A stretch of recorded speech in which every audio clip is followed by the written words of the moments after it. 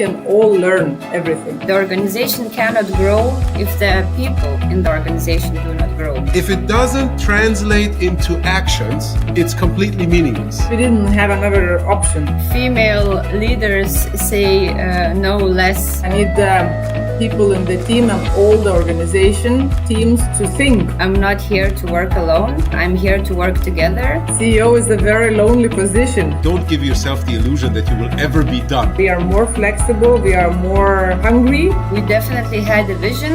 In my head, it was very, very blurry, very blurry. I'm not a big fan of values. Staticus is breaking the stereotypes. If the CEO is running to look after the screws, something is wrong. All right, welcome everyone to our next Agile Insights conversation. Today I'm joined by two ladies, Ausra and Ilona. They are both responsible or in charge of a large, and they will walk us through this, construction company based out of Lithuania, I think. I always get Latvia and Lithuania wrong, but I think this time I got it right. And I'm very much looking forward to this conversation because compared to many of the other conversations that I run, the two of them are not book authors like some of the people that I interviewed in the past. They're actual practitioners. So we can deep dive into a lot of the things that happen in real life. Now, today I have a bit of a sore throat, so I'm not at my best in terms of my voice, but it's not going to be about me speaking. It's going to be these two ladies.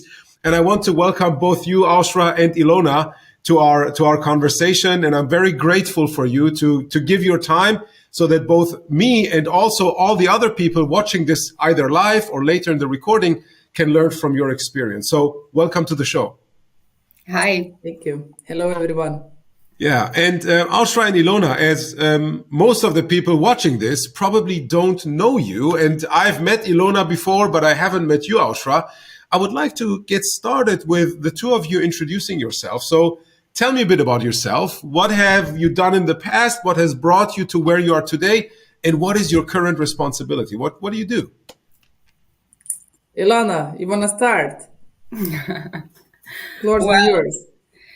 Well, I know you, Sohrab, you know me, but to make a short introduction, I work at the company Staticus as a COO.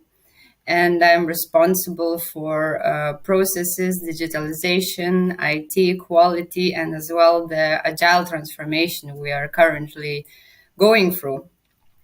And I joined Staticus, which is working in construction after being involved in a fashion startup. So I had quite a career change, and this is all because of Ausra, who I believe inspires everybody in Staticus that you can learn and do anything if you have the wish to do it. Thank you, Ilona. You can keep going and telling nice things. It's nice to hear these things. So, hello, everyone. My name is Ausra Vankeviciute. I was born and raised in an entrepreneur family, and I have a good example. My father, who is the founder of Staticus. So it's a family-owned company as well. And before becoming a CEO of this company, I spent 10 years in Norway, leading the Norwegian market and building up the market. And actually, I started a new hobby in Norway, which was horseback riding. And in the beginning, I really sucked. I was not very good at it. And my teacher was always saying, you need to be a leader because the horseback riding is about the leadership. If you're afraid, if you're scared, if you don't know what you do, horse gonna, run the way where he feels or it feels it's safe. And then I started to read about horse leadership and then, going to team leadership. I got more responsibilities, diving deeper. And that really helped me, to a small hobby, small detail, but it helped me to learn much more what is it all about. And I guess today we're going to discuss a lot about the leadership and this topic. So I got inspiration from horses, actually. Cool.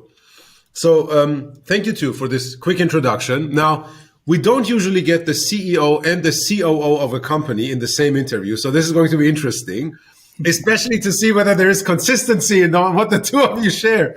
But you already sparked two topics that are probably going to be the focus of today. Ilona, you mentioned the learning piece, and that Ausra has created an environment where you, as someone who came in from a fashion startup, was able to learn and become a very successful leader within a construction company. And Staticus, and maybe to give some context in terms of size, how big is Staticus in terms of both people that you have and revenue, more or less? So Staticus, we are more than 20 years in the market. We are operating in the construction industry.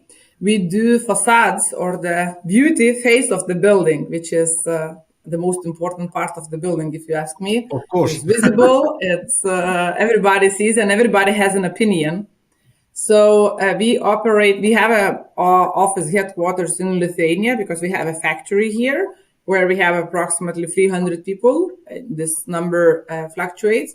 Then we have offices in 6 other cities: Oslo, Basel, Vienna, Stockholm, London, and also in Kaunas in Lithuania. And that's also our main markets where we operate. So in total today we are more than 600 people. We distributed ourselves. We are young. We call ourselves, the pragmatic visionaries and innovators. And that comes also, we have to be pragmatic because we are big. Today, this year we're gonna do 80 million. Next year is 100 million euros turnover.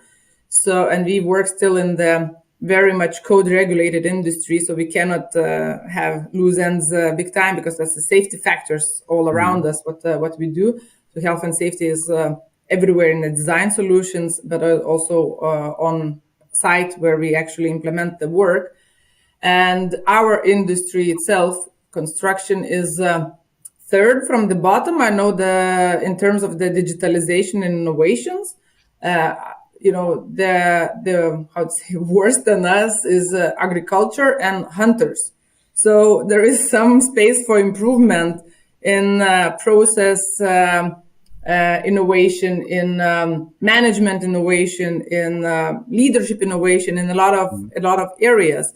So, long story short, that's where we are. Yeah. How big we are today. So you mentioned around 600 people, if I got that correct. 80 million revenues today or this year, about 100 upcoming next year. This is a huge size. So it's not a small company that we're talking about. Now, the topics that you mentioned, one was the learning piece and creating an environment for learning. And the other one was what you mentioned, Ausra, is the leadership piece, right? And of course, these two things are connected. And I'd like to deep dive on these two a bit later in our conversation. But what I want to start with, you mentioned that, Ausra, your father founded this company. And at some point, you started working in that company. You led the Norwegian market for some years. And then you took over as CEO. How did that happen? Right? Was it a sudden takeover? Were you pushed in this situation? Were you prepared for it over a longer period of time? How did that happen? So that just we get the context for it. It happened fast, I must say. I was always with the company. As a child, I was close to my father, and I was inspired by what he's doing. So the product itself, what the company is producing and creating, it was not new. And the Norwegian market helped me a lot to learn. I was, very often on sites with clients, and also in Lithuania in the office. So I learned a lot, and then it was time where my father said, "Now is the time for you to step up." And to answer your question, if I was ready, no, I don't think you can be ready. To be brutally honest. And I said to him, "Okay, I appreciate your trust, and I will do it. I need your help, and I need to learn a lot, because I don't know a lot, and I don't know what I don't know also, right?" So I asked him to be close by. I asked also all the team to help me to learn and to grow for all of us. And I knew that alone I will not be able to do anything. So I need to have my team, because it's also a generation change. It's my father, he had his own team, and now I'm stepping into his footsteps, right? Which is totally different. His footstep is big and a bit fat. Maybe mine is smaller and slimmer. But, if I wear high heels, it can be really sharp sometimes. So it's also a message that to everyone that it's going to be different. And the vision we have for the company is the same. So that's the most important, to align a vision and direction we go. And the way we do it, it's I have a freedom to try my own ways or our team's own ways. And then I started to assemble my team, and that's how I thought, okay, who around has, sparkling eyes, motivation, wants to do a change. And then I remembered Ilona, that I know such a person, and I don't care which industry she is in, and I come in, we need to make a change here, because we can all learn everything. You can, it's not possible not to learn, else you are very lazy. Okay, so you already mentioned a few things. That although you stepped in his footsteps, that you were aware that there is a change, right? Your footsteps, not only, you brought it up like visually, but also probably from a principles perspective, from like how you approach things perspective, how you think about things, it's different. While the vision for the organization stays the same. Now, you wanted to assemble your own team, and you reached out to Ilona and probably a few others. Just for my context, the two of you knew each other before? We studied together. Okay. So right from the start, when you started as CEO, you already had your own team. Is that assumption correct? Or you brought the team with you? Almost. Almost, yeah. Almost, yes. It was still some journey after I became a CEO to get some more people, but almost at the same time. Okay. Maybe a month's difference was between us. So now you start as CEO, and you bring in your team, and some of the people, for example, Ilona, do not have a lot of experience in this specific industry. What were the challenges that you faced? And you can talk about challenges with the employees, like the other members of that organization, challenges with maybe customers, challenges maybe what did competitors think about what was happening at Staticus? What kind of things happened? And both of you, like Ilona, you can also chime in, because that's going to be interesting to hear. It's interesting for me to hear also what was the challenge for Ilona, But from my point of view, just to start it, there was a lot of challenges, and even today, and the biggest challenge was transformation and from very hierarchical organization and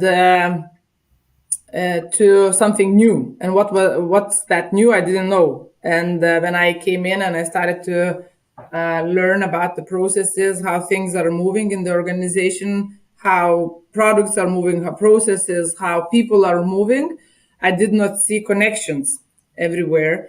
And that worked, this hierarchical structure of the organization worked, especially when my father started, like Taylorism was for many, many years, and that was very good. But in this environment today, when the world is very dynamic, complex, and fast, we have to be flexible and react very fast. The hierarchical organization where, CEO is, I think you do, guys, it doesn't work anymore. Or at least I don't, maybe I'm not that smart to be able to say what to do. And I said, I need people in the team and all the organization teams to think.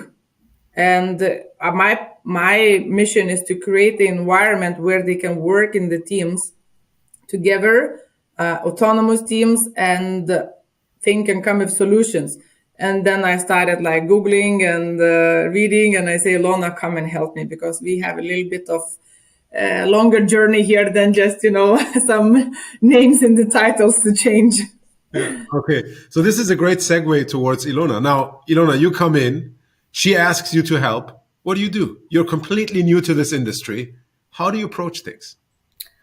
I can tell you definitely that was and is still quite a journey I'm on. The most scary thing for me was because I have I came here to help with processes, to help with the way things work, with the culture itself, and I have no idea how things work. I see the end result, which is very inspiring. But what helped me, I believe, the same things Ausra told her team when she came in. I'm not here to work alone. I'm here to work together.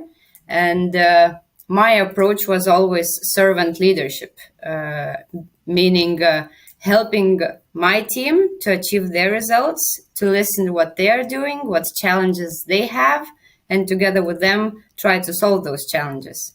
This, I believed, helped to dive into the team, to be welcomed, to make people talk and show what's not working, and as well have the common goal to make this company better. And I think this leads us till now and helps us grow and achieve much more things than we even thought we could achieve at the first.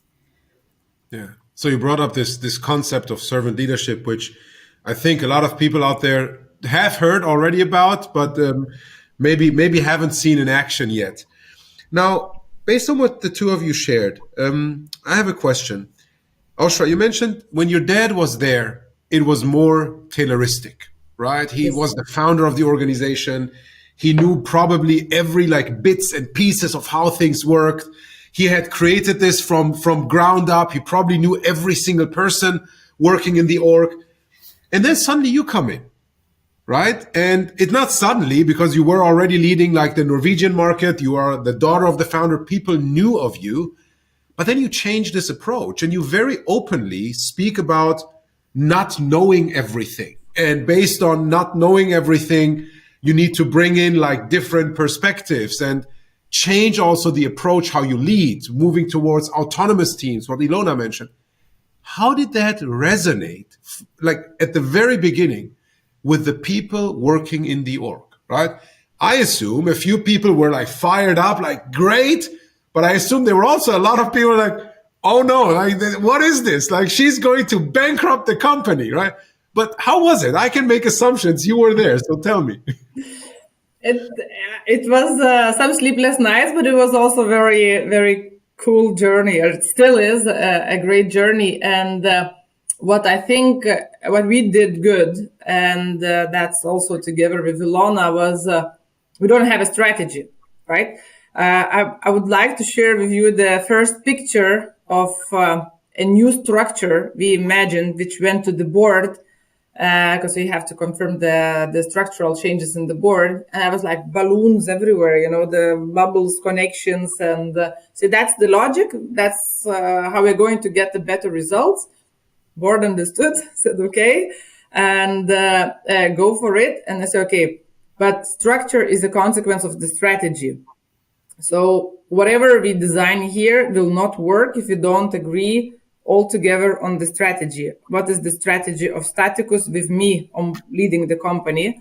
So we initiated the strategic session. We partnered with IMD University from Switzerland, and we involved all company, all organization. We had rounds of the interviews with everyone who voluntarily wanted to contribute. Then we got a group of around 30 people. We spent a week together, brainstorming, dialogue, conflicts, whatever. And then we crystallized the 5 directions we are going to work through to be able to achieve our objectives, which of course comes from the shareholder.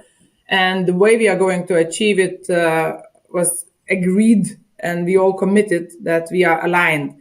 And I think that was also a very powerful, and still is a powerful tool for the 3 upcoming years.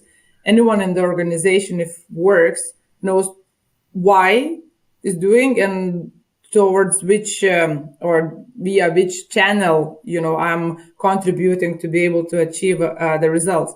And we have Boost Markets, Smarter Work, IoTs, and the XD and the Agile organization. And in the beginning, we thought that to make Agile organization, it will be easy. And we learned that it's not easy. the cultural change, mindset change is a big obstacle to move from department-based structure to team-based structure where it's transparent. There's no blaming culture because you are within the team. So you cannot say that or that department did not deliver because you have in the team that or that department.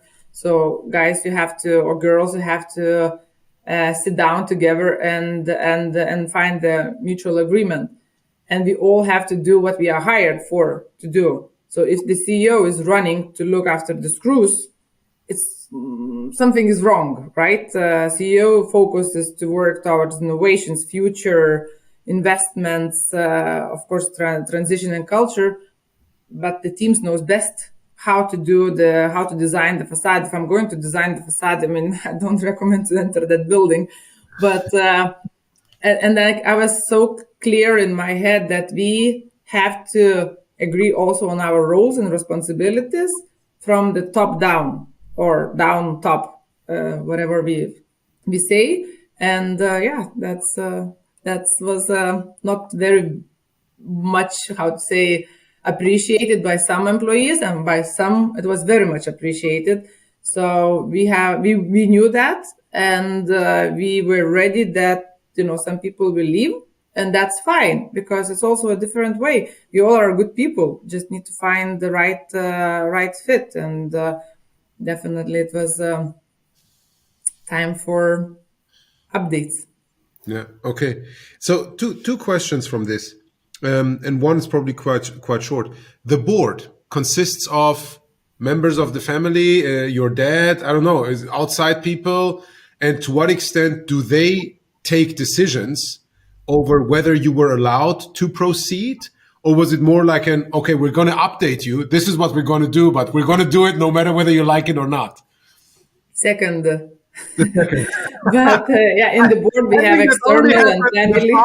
In a father-daughter relationship, like when my daughters come to me, it's more of an update. They never ask for permission. So sometimes I do ask for permissions, but it was. I strongly believe in it, and I don't. That's the only way I know how to lead. And if I have to lead not in my way, I can't lead. That's it. Then we have to find another solution. And in our board, we have external people, my father, also internal people. So it's just, that's the fact. Current situation doesn't work.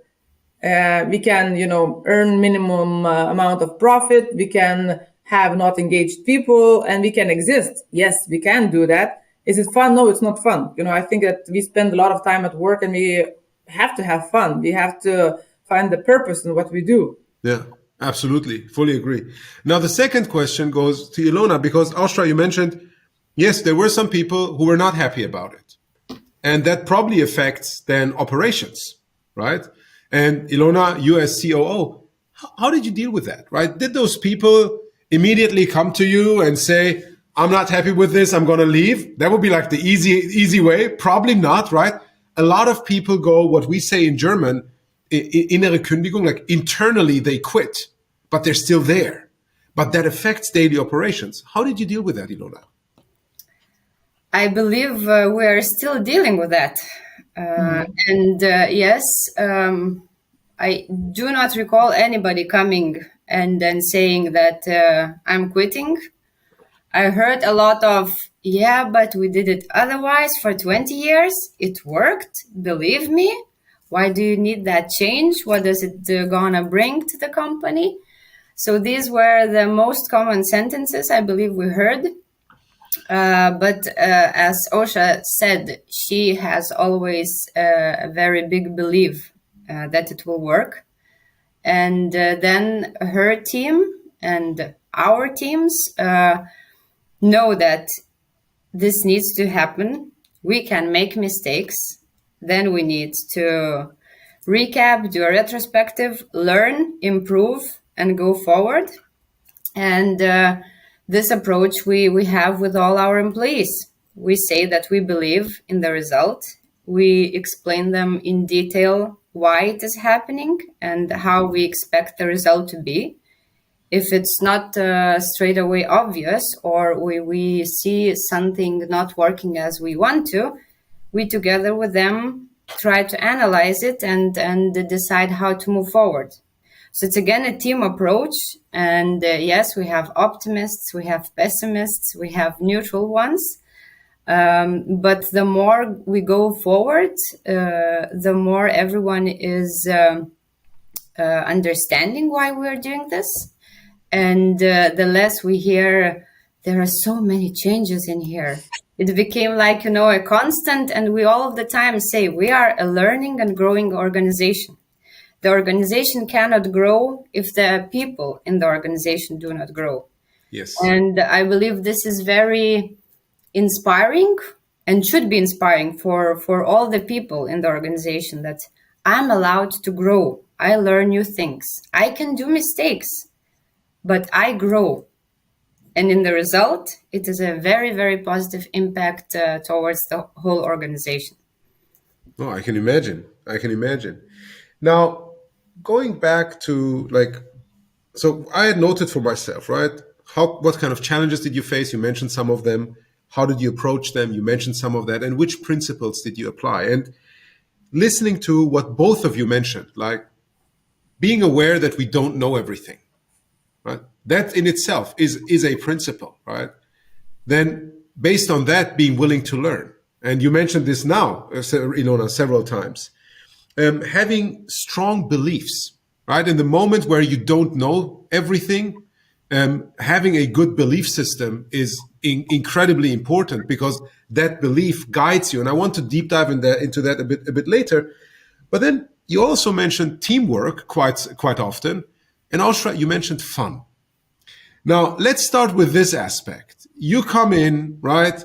You are the daughter of the former CEO. You are young, right? You're still young. Back then you were even younger. And you approached us with we also want to have fun.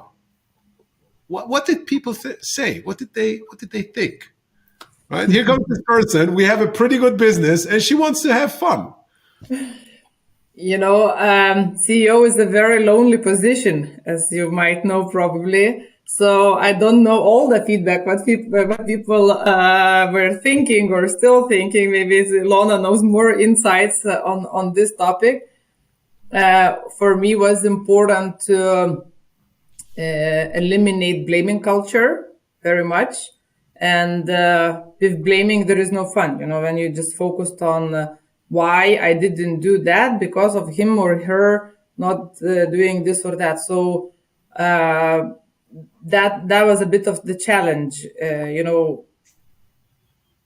and I think we are succeeding. We are really, really succeeding this big time. Still a long way to go.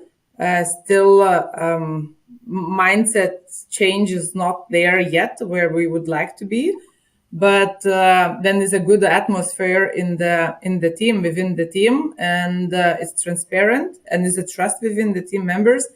That's also, brings the self-satisfaction. It's cool things we do, because we really do cool things. We work with the most world famous architects. We build, offices or hospitals in the major cities in Europe. So it's nothing not to be proud.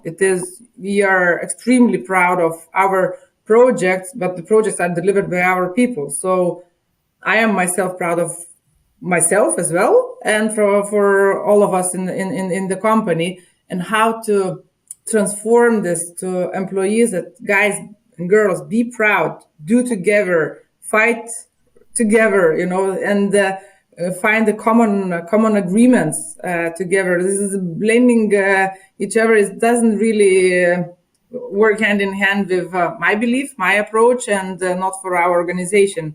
And it can be very good professional, but if the culture is, to blame, to fight within, then we would rather say, we appreciate your talent, but, the cultural fit is not there yet. Yeah.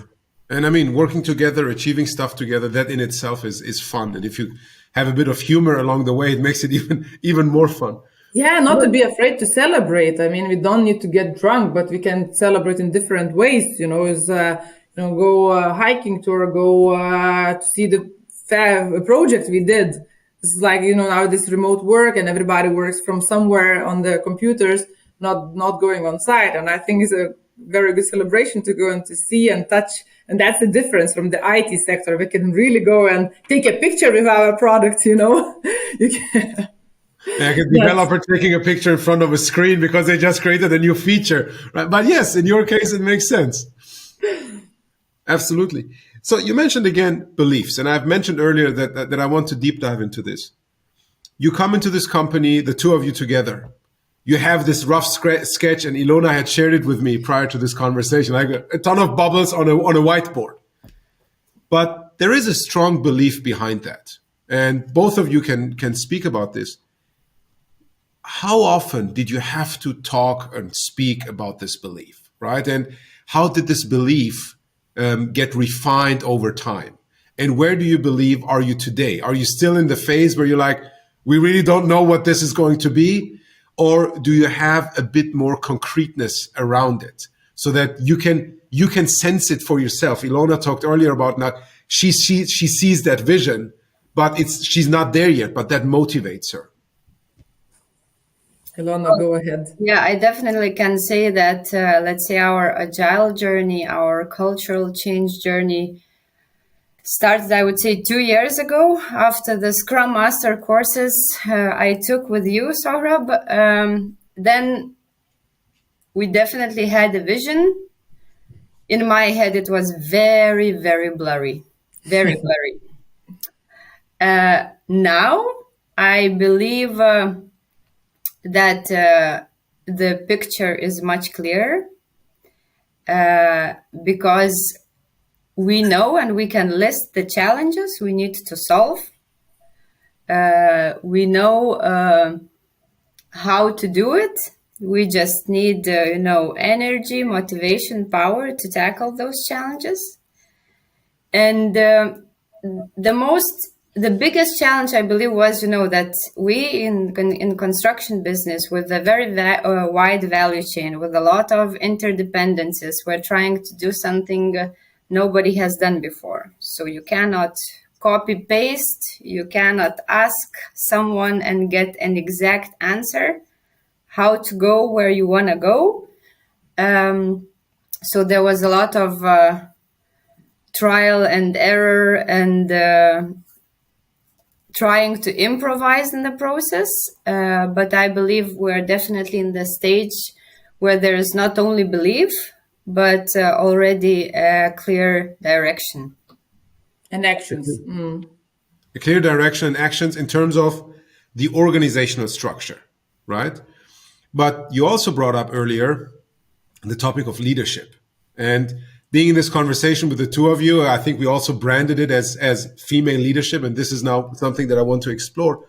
What beliefs guided you in your leadership approach? So going beyond organizational structures and design, what beliefs guided you in your leadership approach? It's actually a very difficult question. Thank you for asking it. And recently I also raised this question for Ilona and for some of our colleagues. What does it mean, leadership in Staticus? How can I understand? I need to keep it KISS, keep it simple, stupid. And me and Ilona, we had the same understanding about the servant leadership. We don't want to micromanage things. We want to give autonomy to the teams. And but are the teams ready for taking the autonomy? Are they equipped? For example, the project manager, is he equipped to lead the team? What does it mean to lead the project team? How is the report? Like all the simple operational questions, but they are very important questions like reporting. Am I reporting to my department head or I'm reporting to my team lead and things like that? Learn, do retrospective back and forth, and then implement the bigger changes. So to go back on the leadership, we agreed on our certain behaviors within the management team, how we're going to behave. And I will not be maybe popular here, but I'm not a big fan of values because I don't understand what does it mean value. I understand when we behave, but people say is a value for me family. What does it mean? I don't know. Not to go to work or go to work and never come back to home because you need to earn money for family. So how to interpret that, right? Yeah. So let's have values in our heads, but the behaviors we have to agree how we are working together and how we are leading our team. So that's support, of course. Don't do the micromanagement, do the feedback, coaching sessions, retrospectives, and etc. It's a big topic still a big topic. Yeah, no, I like the point that you brought up about values, because I have the same conversation with any organization that I talk to. Right, I'm like, what is culture? They're like, yeah, the things that we value. I'm like, okay, so the stuff that you put on a poster and put it in the canteen. They're like, yeah. I'm like, no, it's not. Right? I don't believe that. You brought up the example of family, like trust. Every organization is like trust. Exactly. Okay, what does that mean, right? If it doesn't translate into actions, it's completely meaningless. Exactly. So what we always have to look at, be it mindset or for an individual or culture for an organization, is really about the actions. And the two quotes that I always share, one is from Edgar Schein: culture is how we do things around here. It's all about actions. And the other one, I love that, from Tom Peters, is culture is the next 5 minutes. So how you approach things, how you show up in the next 5 minutes, that's going to determine, especially as CEO, COO, other people in leadership positions, that's going to determine the culture of that organization, because people are watching you, right? Then they're not only watching you, they're affected by your actions. So how you approach things, how you deal with people, how you talk to them, how you give feedback, all of that ultimately translates into the culture. And you can come from a set of beliefs like, I value people having a family, and based on that, define then actions, right? Not having people work longer than necessary or whatever. But as long as you don't live those actions, again, the value is completely meaningless. So I think you haven't made yourself unpopular, at least not in this conversation. Now, getting into this, you have your beliefs, both of you, and you get together as a team. There were other people involved. It's not only, I'm speaking to the two of you, but obviously Staticus, including the leadership team, is much bigger than the two of you. Are there specific things or beliefs, and based on that actions, that you would tie, and I'm specifically asking you this, to the two of you being women and not men in this position? I'm curious, and that's why I'm asking. Yeah, it's a topic. Normal. I don't like this topic normally, but I am very much involved in this topic because I'm invited to talk a lot. And my personal belief is that, and I try also to push it in Staticus, that we hire talents and personalities. We don't hire gender, color, nationality, name it. So that's not an obstacle for us. And it happened so that we have quite a big number of the females in our company. So we have an executive team. I think we have 50-50 or 50-50. In engineering, is still a way to go, and we have approximately 17% of the females. Mm-hmm. Installation definitely zero, and that's a very sad point. We have to do something there. Production is around 13% of the females, so it's getting there. Like compared 10 years ago, we were like, I was alone almost as a lady, except the accounting department. And does it make a difference? I think in general, diversity makes a big difference. So that's where we have to focus more different people from different cultures, because as you said, culture is 5 minutes, and we all are people. We have feelings, but we are used to behave differently due to a culture or behaviors in certain markets or countries, right? So, and you can learn a lot, and it's really, really interesting what you can achieve by having a diverse teams. including also the gender difference. So that helps, especially it helped in the production. I remember when why we went for the females in our production, which is again not very female-ish work in our case. It was a production manager came with a list like why no, a very long list. It's heavy, it needs speed, they don't understand engineering, it's construction, la la la la. But we didn't have another option because it was lack of people. It was like boom in the market, and we needed employees. So we had two options: either to accept the no and to have economical consequences and to be late on in our projects, or to bridge the no with potential opportunities and say, okay, let's give a try and maybe have economical gains as well here. We can talk a lot soft, but in business we have to also think about economical consequences. And when it happened, we had to adapt our line operations. So we had to add more automatization. We had to think about lifting or weights of certain products. And now when I think why male or female have to lift heavy things, if machine can do it, it's much more efficient, right? So without like this actually external push, I don't know how long we would be waiting for this change. And then now the feedback from the production is that, okay, lines are more clean, people are more polite, is more structured. It is something, contributes to each other and people in the lines. And also there is a tendency that females are more precise, and we have like silicon glazing jobs or more where you have to be really precise, and the quality also increased of certain operations. My invitation to all the companies is like, don't be blind, don't always say no, try to bridge no with potential opportunities and be open-minded. Yeah. Maybe that bridging the no in itself could be one of the principles that is more common in women leaders, like trying to make things work. I don't know, right? Yeah. Okay.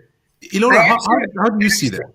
I actually would agree that female leaders say no less and that they try to make things work. And it comes back from, early days when we still would live in woods. The main point and the main task of a woman is to keep her family fed, safe, and together. So you have to do that.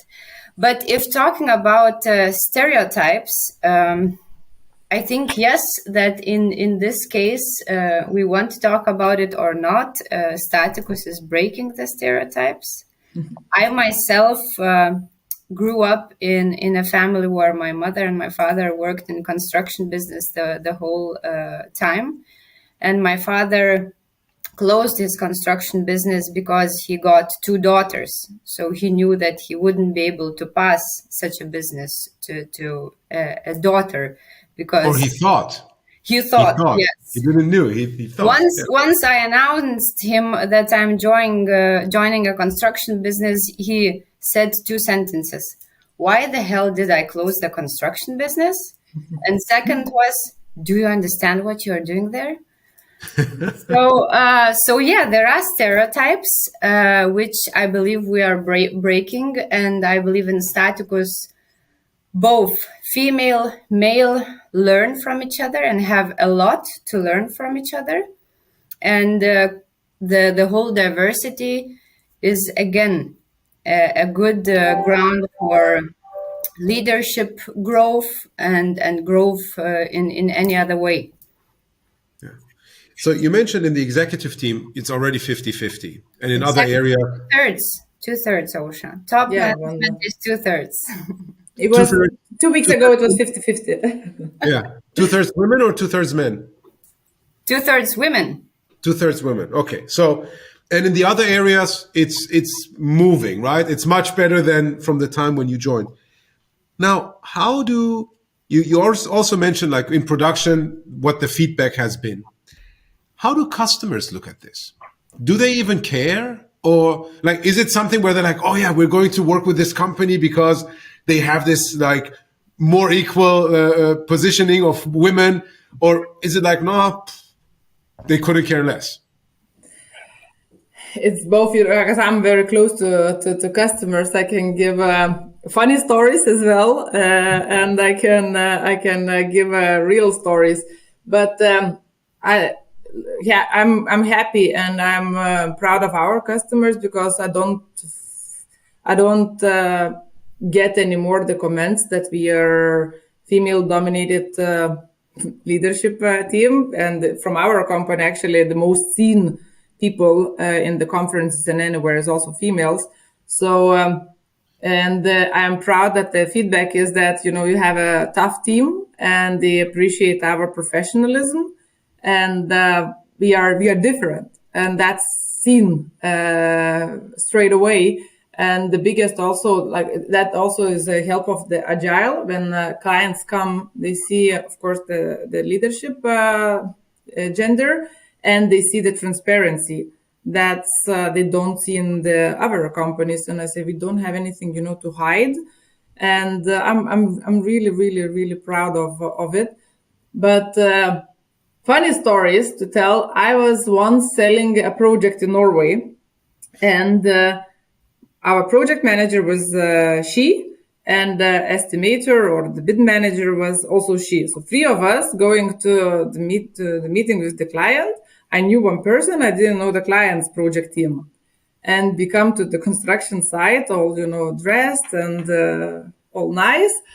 And we come in and they say, hello, we are going to have a meeting, and they led us to canteen or the kitchen. Please sit down. And I say, we are not here from Staticus. We are going to sell or to have a meeting about the facades. And like the eyes were like this, the project manager was 72 years old. He definitely did not expect to see three young females. His face was transforming, very straight underestimation, straightforward judging.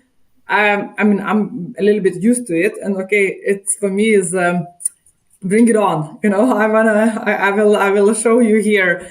And it was in the beginning, it was not nice. It was sharp. What you girls are going to do. The vocabulary was insulting. And we had an opportunity to stand up and leave, and we had an opportunity or choice to show that we can do different. And we locked the project at the end of the day with that client. But I still remember, and I remember to them the story that they have also something to learn from. So in maybe 10 years ago, it was more on this topic on the as a wow. Today I don't see it, or maybe the clients got used to my face or our face. Got used to your face and a lot of other women's faces coming from Staticus. Now you mentioned that client, or back then potential client, underestimating you. In my career, I've always seen this. Initially, I was like, oh, why are they underestimating me? But similar to you, right? Bring it on. Because when someone underestimates you, you can really when they bring it on, you're like, I'm on top of my game, right? And then you can surprise them, right? If they underestimate you, you can really surprise them. And when you have that professionalism, they probably wouldn't say about someone else, oh, that person's really professional. But when you surprise them because they were not expecting it, it turns out to be like something beneficial. So I've always found this interesting. Yeah, I take it as an advantage. And many people, I'm underestimated and go and cry in the corner. Yeah, that's your choice. Go and cry. We can also go and cry, but you can also understand and feel sorry for the person who is underestimating you and say, okay, now the show starts. That's cool, Yeah, instead of feeling sorry for yourself, you feel sorry for that person because you know what you're going to do. And that was the second piece. You said you had a choice, right? You got insulted. You had a choice to leave, right? And say, we're proud, we're leaving, right? We're not going to work with them. But you choose to not leave. And probably it was not only about, we need to win this project because we need the money. Probably it was around, no, if we show that we can get this, we not only show it to the customer, we also create a story. And I'm sure I'm not the first one to hear this story from you within our organization, which ultimately translates into the culture. Has that happened? Exactly. Exactly as you say, sorry to interrupt you. That's, we showed our professionalism. We attacked them with very technical questions. They did not have answers. And you're like, how come you don't have answers? Like bang, bang, bang. Okay, here you go. This is a tough cookie. And, it was really a very nice process for me and learning process. So where is this journey going to go from here? To the brighter future. A bit more detail, please. I don't know what to expect. Listen, it's my third year as a CEO, and I started 2019 May, and 2020 COVID hit the fan. And I was going to say, you started at the right time. I started at the right time, exactly. And then 21 material crisis hit the fan, and 22 war started. What's gonna be 23? I don't know. I definitely know that the teamwork that helps us to adapt to needed changes faster. We are more flexible. We are more hungry. Then maybe everybody's hungry. Maybe we are more hungry.